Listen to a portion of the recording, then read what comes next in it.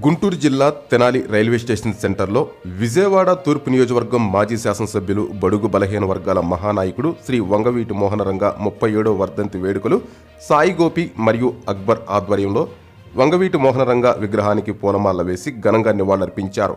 ముఖ్య అతిథులుగా ఎమ్మెల్సీ ఆలపాటి రాజేంద్ర ప్రసాద్, సినీ నిర్మాత బుర్రా సాయి మాధవులు, జనసేన పార్టీ నాయకులు హరిదాస్ గౌరీశంకర్, అలాగే తెలుగుదేశం పార్టీ నాయకులు మహమ్మద్ కుద్దూస్, కార్యకర్తలు, అభిమానులు అధిక సంఖ్యలో పాల్గొని స్థానిక రైల్వే స్టేషన్ వద్దనున్న వంగవీటి మోహనరంగ విగ్రహానికి ఘనంగా నివాళులర్పించారు. అనంతరం పేదలకు భారీ అన్నదాన కార్యక్రమం నిర్వహించారు. ఈ కార్యక్రమానికి పార్టీ నాయకులు, కార్యకర్తలు, అభిమానులు అధిక సంఖ్యలో పాల్గొన్నారు.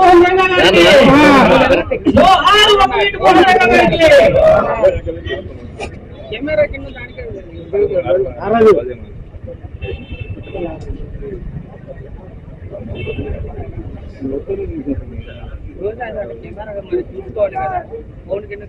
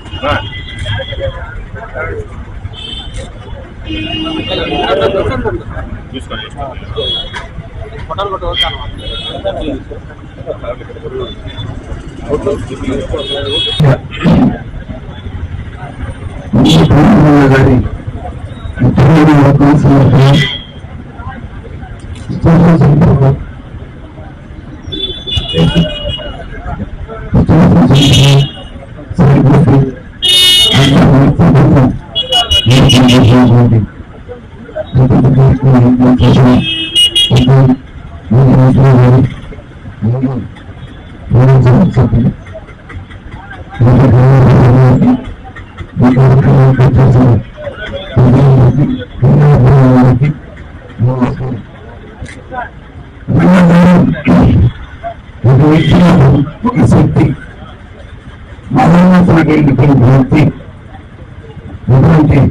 గారు ఒక సామాన్య కుటుంబంలో జయించి కార్పొరేటర్ స్థాయి నుండి శాసనసభ స్థాయి వరకు ఎంతో ధైర్యంగా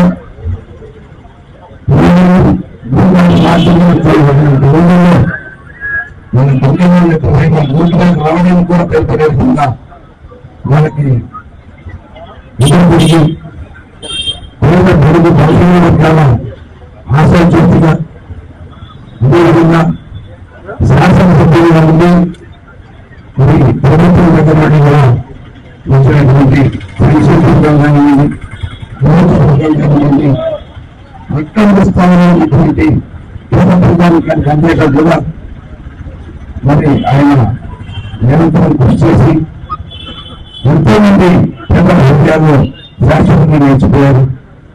35 సంవత్సరాలు గడిచిపోయినా కూడా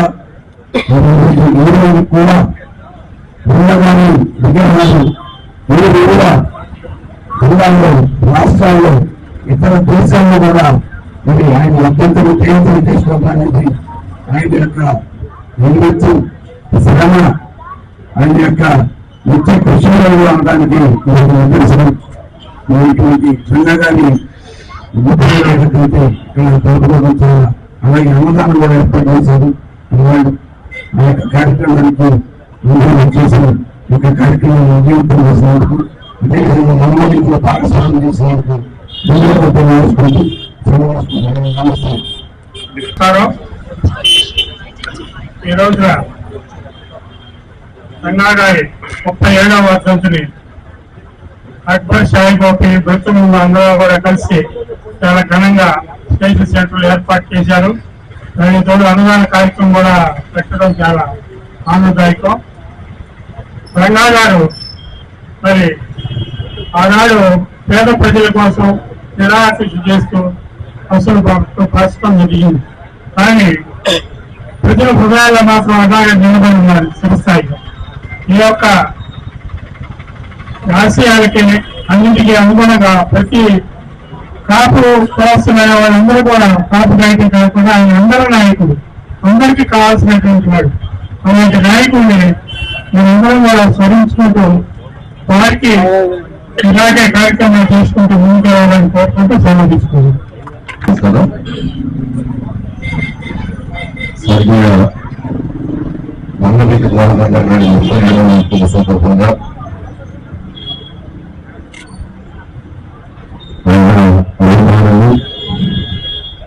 పార్టీ నాయకులు అందరి సమక్షంలో ఈరోజు ఘనంగా అభిమానులు జరిగింది. మనందరూ కూడా రాజకీయాలకు అతీతంగా ఇంటికి బతికింటారని ఆనాడు ఇవాళ పద్నాలుగు పరిస్థితులు కార్మిక శ్రామిక నాయకులుగా అవసరమైనటువంటి రంగగారు అలా బాలగారు కానీ తర్వాత ఆయన ఏదైతే మార్గాన్ని చూపించారని మార్గాన్ని బాలగారు పొందినటువంటి రంగగారి వల్ల శ్రామిక నాయకులుగా ఆందోళనటువంటి రోజు ఒక ముఖ్యమైన ఖచ్చితంగా రంగగారి కానీ రంగగారికి కానీ విజయపట్నంలో చేరుతారు. అనేక కార్మిక శ్రామిక వర్గాల కస్టడీ శిబిరాల్లో పాల్గొంటూ ఆ తర్వాత రాజకీయాల్లో ప్రవేశించిన కార్పొరేట్గా తర్వాత శాసనసభ్యుడిగా ఇన్ని వేల మంది లక్షలాది మంది అభిమానుల్ని మీరు ఎంత సంపాదించారంటే ఎటువంటి ఇంత బాధ్యత లేకుండా వాళ్ళ ప్రజలు విధంగా కొనసాగిందో మనందరికీ ఈరోజు 37 సంవత్సరాలు ఆయన బతికి అయినా కానీ కుటుంబ సంఖ్యను నేను గుర్తుపెట్టుకొని మొత్తం జయంతులు చేయడం కాకుండా వారి జీవన విధానంలో సంపాదించినటువంటి కార్మిక వర్గ నాయకులుగా కానీ శాసనసభ్యులుగా కానీ రాజకీయ ద్వారా కానీ ఇన్ని లక్షల మంది అన్యాయం మధ్య 37 సంవత్సరాలైనా కానీ నేను గుర్తుపెట్టుకొని ఈరోజు ఆయన స్మరించుకున్నారంటే మహానాయకుడికి అందరూ కూడా ఘనమైన నివాళులు చూస్తూ మాకు అవకాశం ఇచ్చినందుకు ధన్యవాదాలు తెలియజేసుకుంటూ ఏదైతే ఆదర్శంగా, ఎందుకంటే ఇంత గొప్ప రావాలంటే ఇబ్బందులు రాదు, ఎంతో ప్రధానమైనటువంటి క్రమశిక్షణగా నిర్ణయం కాబట్టి ఈరోజు వారు ఇంకా ప్రజల్లో 35 సంవత్సరాలు ఇలాగా ఇంకా గుర్తుండేలాగా వారు ఉన్నారు. అదేవిధంగా ఎవరైతే ఈ యొక్క కార్యక్రమాలు నిర్వహిస్తున్నారో సోమబాబు గారి అక్బర్ గారు మిగతా మిత్రబృందం గారు మరియు వ్యాపారంగా ఎక్కబోయే సందర్భంగా నేను కూడా శుభాశంగా చేసి మీరందరూ కూడా వాళ్ళ అవసరాన్ని ముందు తీసుకెళ్లే విధంగా నిర్వహించాల్సిన మనస్ఫూర్తి కోరుకుంటూ ధన్యవాదాలు. నమస్కారం. ఈరోజు ఎప్పుడు గుండెలో ఉండాలి విజయవాడ మాజీ శాసనసభ్యులు సభ్యులు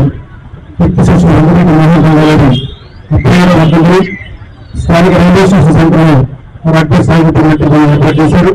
ఈ కార్యక్రమాలు ముఖ్య అతిథిగా వచ్చేసినటువంటి గౌరవనీయులు ఉమ్మడి గుంటూరు శాసనసభ్యులు ఆంధ్ర ప్రాంత ప్రసాద్ గారికి, ఇక్కడ వచ్చేసినటువంటి పూర్వ నాయకులకి, అందరికీ కూడా నమస్కారం తెలియజేస్తాను.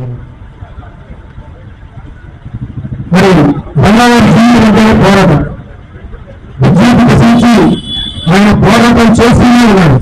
చనిపోయిన వరకు కూడా 15 వర్గాల కోసం ఆయన చేసిన ఉద్యోగాలు చేసినందుకు సేవ మరవలేదు.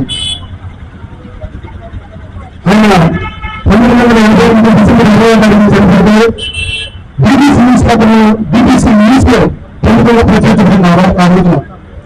అంటే ఎంత ఫాలోయింగ్ ఉన్న వ్యక్తి, ఒక సామాన్య రైతు కుటుంబం చెప్పండి, ఒక సామాన్య వ్యక్తి, ఒక మెకానిక్ గా మరి జీవితాన్ని ప్రారంభించి అందరూ విద్యార్థులకు అందగా, శ్రామికులకు అందగా, కార్మికులకు అందగా, పేద పరిశీలనకు అందగా విజయాల్లో ఒక చైతన్యం, ఒక విప్లవం, ఒక పోరాటం రంగాలంటే అమితమైన ప్రేమ విజయవాడ చుట్టుపక్కల ప్రాంత వాసులందరూ కూడా పెట్టుకున్నారు. అది ఉమ్మడి ఆంధ్రప్రదేశ్ మొత్తం కూడా ఆయన చనిపోయి ఈ రోజు 37 సంవత్సరాలు అయినా కూడా 2 లక్షల పైసలు విగ్రహాలు ఈ ఉమ్మడి తెలుగు రాష్ట్రాలు ఉన్నాయంటే ఆయన ఎంతగా అభిమానించే ప్రజలు ఈ రోజు పరిమాణిస్తున్నాడు. ఈ ప్రజలకు తెలియదు. అప్పుడు పిల్లలు చదువుతున్నాను మా అందరూ చూసిన దానాలు వచ్చినప్పుడు గడపని చంపినప్పుడు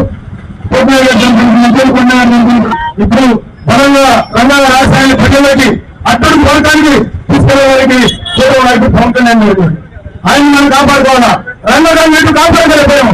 కానీ ఈ రోజున పవన్ కళ్యాణ్ గారు ప్రతి ఇష్టమైన ప్రభుత్వం మరి కుటుంబ ప్రభుత్వాన్ని మరి నడిపిస్తూ ఉన్నారు. చంద్రబాబు సారథ్యంలో ప్రతి ఒక్కరు కూడా ఈ విషయాన్ని గుర్తుపెట్టుకొని పవన్ కళ్యాణ్ గారి నాయకత్వాన్ని, చంద్రబాబు నాయకత్వాన్ని, కూటమి నాయకత్వాన్ని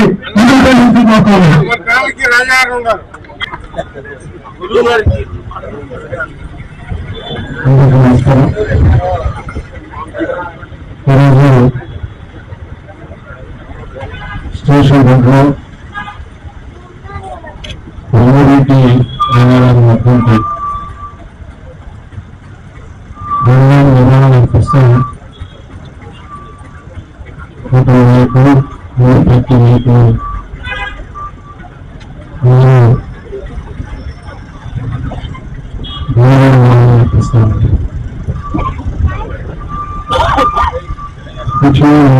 గుర్తుపెట్టుకోవాల్సింది మనిషి ప్రతి మనిషి కూడా జీవిత విధానాన్ని బట్టి సమాజంలో గుర్తుంటూ ఉంటారు. రంగారావు యొక్క జీవితం సామాన్యమైనటువంటి జీవితం. నేను ఎన్నుకున్నటువంటి మార్గం సేవా మార్గం. ముఖ్యం ప్రజల యొక్క సమస్యలతో, ప్రజల యొక్క కష్టాల్లో పాల్పంచుకోవడం కాకుండా ఆ కష్టాలను తొలగించడానికి నేను ఎదుర్కొన్నటువంటి ప్రయత్నం చేస్తే ఆ కష్టాలు తొలగించి ఆలోచించినటువంటి అన్నిటిలోనే ఇద్దరు అన్నదమ్ములు వారి జీవితాన్ని కోల్పోయారు ఈ సమాజం కోసం. ఎవరు బాగలేదు. ఆ తర్వాత ఆయన రాజాగారు ఇప్పుడు రాజకీయాల్లో రాలా, రాజకీయ నాయకులు అండగా ఉండేవారు. ఏంటి మన జీవిత నేపథ్యం చెప్పి ఆయన ఎంచుకున్న మార్గం రాజకీయాల్లో ఉన్నారు. ఆ రకంగా కార్పొరేట్లో పోటీ చేయటం, అక్కడి నుంచి ఆయన చేసిన సేవల్ని గుర్తించి ఆనాటి రాజకీయ పార్టీలు ఆయన్ని శాసనసభ్యుడిగా తీసుకురావడం జరిగింది. ప్రతి అడుగు ఆయన జీవితంలో అనేక రకాలైన మార్పులతో ప్రజలతో మమేకమైనటువంటి ఎన్నో రకాలైనటువంటి సంస్కరణలు చేసుకుంటూ తన జీవితంలో ఈ సమాజాన్ని, సంఘాన్ని అందరినీ కూడా సమ్మిళితంగా ముందుకు తీసుకెళ్ళినటువంటి వ్యక్తి. విజయవాడ పట్టణానికి పరిమితం అవ్వాల, జిల్లా మొత్తానికి కూడా విస్తరించాడు ఆయన సేవలతో. అంతేకాకుండా రాష్ట్రంలో కూడా ఆయన నాయకత్వాన్ని ఆమోదించి ఎక్కడికైనా కూడా తండోపతండాలుగా ప్రజలు రావటం, ఆహ్వానించడం, మరి అరట్లా మాకు మీరు అండా, మీకు నేను అండా అని చెప్పి చెప్పే దాంట్లో ఎక్కడక్కడ వెనకాడలే. ప్రతి అడుగు కూడా ఈ సమాజం కోసం, మీకోసమే నేను ఉన్నానని చెప్పి చెప్పే దాంట్లో చాలా స్పష్టమైనటువంటి వైఖరిని, నడవడిని ఆయన యొక్క జీవితంలో ఆవిష్కరించుకున్నటువంటి ఆయనకైనా ఆవిష్కరించుకున్నటువంటి వ్యక్తి వంగవీటి మరి మోహన్ రంగా గారు.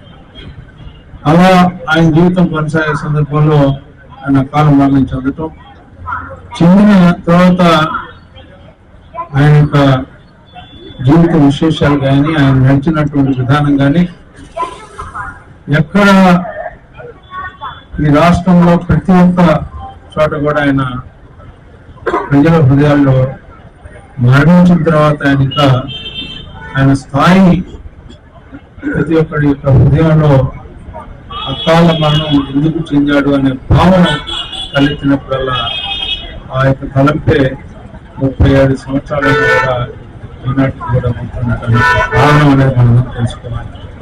అయితే ఈరోజు మనందరం కూడా గుర్తుంచుకోవాల్సింది ఏంటంటే ఆయన ఒక వర్గానికో కులానికో నాయకుడు కాదు. ఆయన నడిచిన బాట, నడిచిన విధానం, చేసిన ఉద్యమం, పోరాడిన పోరాటం ఇవన్నీ కూడా సమాజంలో ఉన్న అన్ని శ్రేణుల కోసం పోరాడినటువంటి, ఉద్యమించినటువంటి వ్యక్తి. అయితే దురదృష్టం ఏంటంటే రాజకీయాల్లో ఉన్న ప్రతి ఒక్కరికి కూడా ఏదో రకంగా ఈ సమాజంలో కులాన్ని మనకి తెలిసినటువంటి అంశం. ఎందుకంటే అంబేద్కర్ గారికే కులాన్ని అండగట్టడానికి ప్రయత్నిస్తూ ఉంటారు. వాళ్ళ మరొక వైతాళికుడు, నవభారత రాజ్యాంగ నిర్మాత, ప్రపంచ మేధావుల్లో ఒక మేధావైనటువంటి అలాంటి మేధావికే పరిస్థితి తప్పలేదు. అది దాన్ని గమనించి కాపు సోదరులకి నాకు ప్రత్యేకమైన విజ్ఞప్తి. ఆయన ఒక వర్గానికి నాయకుడు కాదు, ఆయన ప్రజలకు నాయకుడు, ప్రజా ఉద్యమానికి నాయకుడు, ప్రజల పోరాటానికి ఆయన ఒక స్ఫూర్తి అని చెప్పి తెలియజెప్పాల్సినటువంటి బాధ్యత మీ మనందరి పూజ స్కంధాల మీద ఉంది అని చెప్పి అలాంటి నాయకత్వాన్ని మనం స్మరించుకునేటప్పుడు కానీ, చెప్పేటప్పుడు కానీ, మరి నేను గతంలో కూడా కొన్ని స్టేజెస్ మీద ఎవరన్నా మాట్లాడితే మా వర్గానికి అని చెప్తా ఉంటుంటే వాళ్ళ అబ్బాయి తనయుడు రాధా గారు ఉన్నప్పుడు కూడా రాధా ఉన్న స్టేజ్ మీదే నేను చాలాసార్లు చెప్తాను, అప్పుడే కాదు ఇంక చాలాసార్లు చెప్తా ఉంటాను. అంబేద్కర్ గారి విషయం వచ్చినా, ఇలాంటి నాయకుల విషయాలు వచ్చినా వీళ్ళు అలాంటి నాయకులు, ఈ సమాజానికి నాయకులు, సమాజంలో ఉన్న ప్రజల్ని చైతన్యం చేసినటువంటి నాయకులు. ఇలాంటి నాయకుల యొక్క స్ఫూర్తిని, ఆదర్శాన్ని మనం కాపాడుకుంటూ ముందుకు కొనసాగాలని చెప్పి అదే నిజమైన నివాళి అని చెప్పి ఈ సందర్భంలో మీ అందరికీ గుర్తు చేస్తూ, నాకు పరిమితిగా నన్ను మీ అందరూ కూడా ఆహ్వానించి పరిమితిగా అక్బరు, అదేవిధంగా సాయి గొప్పి వీళ్ళందరూ కూడా ఆ ఫ్రెండ్ సర్కిల్లో ఈ కార్యక్రమాన్ని ఏర్పాటు చేసి మమ్మల్ని అందరినీ ఆహ్వానించేందుకు, ఇంతమంది నాయకుల్ని ఇక్కడికి ఆహ్వానించేందుకు మీకు హృదయపూర్వకమైనటువంటి ధన్యవాదాలు. అదేవిధంగా నిజమైన నివాళి అనే ఆలోచనని మీకు తెచ్చుకొని ఎవరైతే ముందుకు నడుస్తారో అదే నిజమైన నివాళి అర్పించినట్టుగా నేను భావిస్తూ నాకు అవకాశం ఇచ్చిన మీ అందరూ కూడా హృదయపూర్వకమైనటువంటి ధన్యవాదాలు తెలుపుకుంటూ మీకు సమర్పిస్తున్నాను. అక్కడ విజయవాడలో కనబడుతున్నారు రైతుల పనుల కోసం వాళ్ళు తీసేస్తే వారు కూడా గారి ఈ కార్యక్రమానికి వచ్చేసిన ధన్యవాదాలు చెప్పుకుంటూ వారు కూడా మాట్లాడుకుంటున్నాను. అందరికీ నమస్కారం అండి. అందరూ తరానికి ప్రతినిధి మాత్రం కాదన్నా, ఆయన కేవలం ఒక కుల నాయకుడు, ఒక వర్గ నాయకుడు కాదు, ఆయన జననాయకుడు. ఆయన సొసైటీలో ఉన్నటువంటి యాంటీ ఎలిమెంట్స్ మీద ఆయన చేసినటువంటి పోరాటం స్ఫూర్తి. సో ఆ స్ఫూర్తితో మనందరూ ముందుకు నడిస్తే మన కోరుకున్నటువంటి సొసైటీ మనం చూడగలుగుతాం. సో రంగా గారి లాంటి ఆదర్శవంతమైనటువంటి జీవితాన్ని అందరూ అనుసరించాలని ఈ విధంగా నేను కోరుకుంటూ, కేవలం ఆయన ఒక కులానికి మాత్రం అంటగట్టకండి, ఆయన్ని జననాయకుడిగా మాత్రమే చూడండి. ఆయన కేవలం ఒక వ్యక్తి కాదు, ఒక వ్యవస్థ, ఒక ఉద్యమం అన్న విషయం మాత్రం మర్చిపోకండి. Thank you.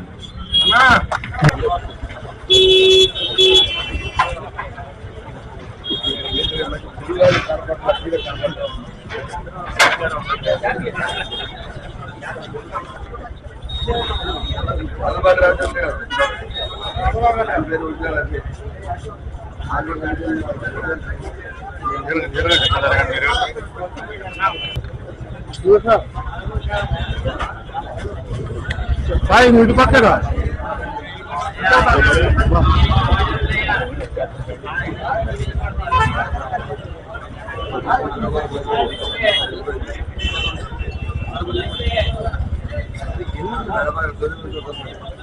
సాయి నువ్వు ఇటు పక్క ఇంకో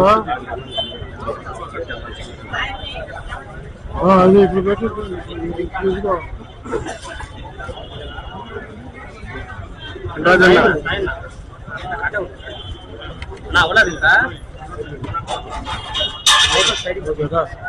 తీసుకో